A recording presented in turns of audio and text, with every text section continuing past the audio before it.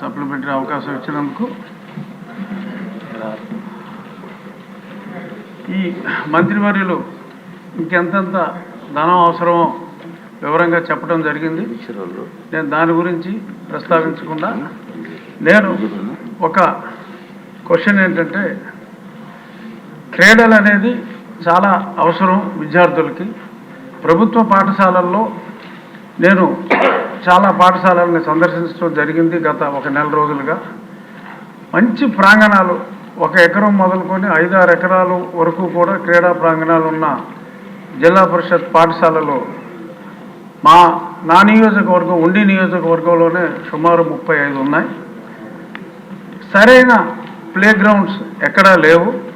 So కాబట్టి ఆ play grounds create చేసి పిల్లల్లో ఒక క్రీడా స్ఫూర్తి, అంతసేపు పరీక్షలు మార్కులు రాకపోతే ఆత్మహత్యలు ఇటువంటివి కాకుండా ప్రతిరోజు ఫిజికల్ డైరెక్టర్స్ ఉన్నారు, వాళ్ళకి పని లేదు. సో ఫిజికల్ డైరెక్టర్స్ కూడా పని ఉండేలాగా క్రీడల్ని ప్రోత్సహించే మార్గం గౌరవనీయులైన మంత్రివర్యులు ఆలోచించే విధానం ఏమైనా ఉందా? ఈ విషయంలో నేను నా నియోజకవర్గంలో జన్మభూమి చంద్రబాబు నాయుడు గారి జన్మభూమి స్ఫూర్తితో కొన్ని కార్యక్రమాలు చేపట్టడం జరిగింది.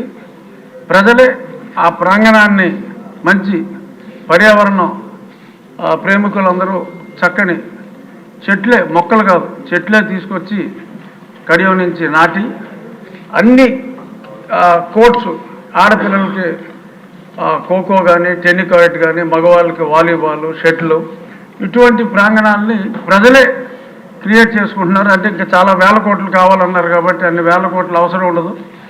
ఆ మధ్య పవన్ కళ్యాణ్ గారు ఆయనతో టీ తాగితే కూడా ఒక ఫండ్ రైజింగ్ పెట్టారు. అలాగే లోకేష్ గారితో అరకు కాఫీ తాగడానికి కూడా చాలామంది ముందుకు వస్తారు.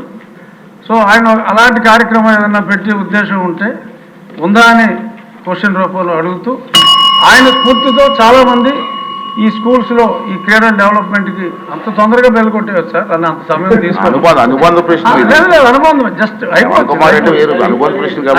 అయిపోవచ్చు సార్.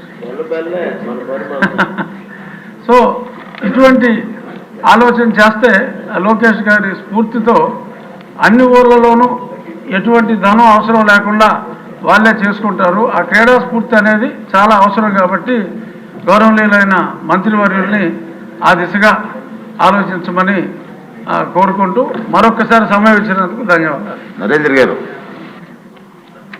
నెక్స్ట్.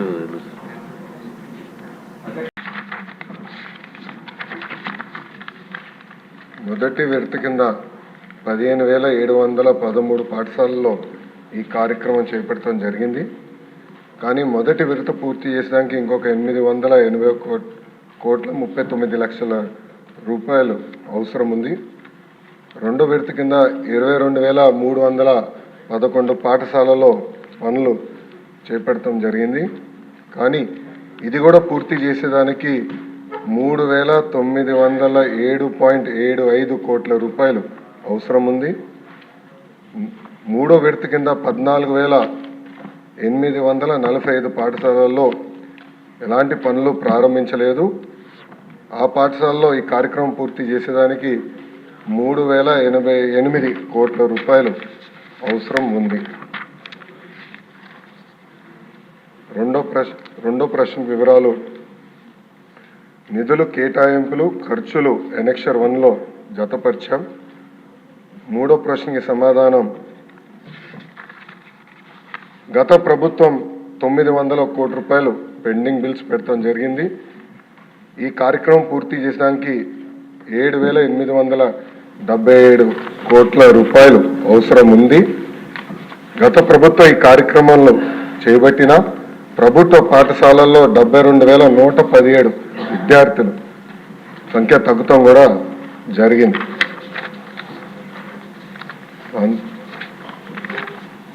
డి ప్రశ్నకు అధ్యక్ష శ్రీ వి వెంకటరామరెడ్డి గారు అడ్వకేటు 27/11/2023లో ఒక పిటిషన్ వేస్తాం జరిగింది. ఆ పిటిషన్కి సంబంధించిన ప్రాథమిక దర్యాప్తు రిపోర్ట్ MD APE WIDCకి వస్తాం జరిగింది.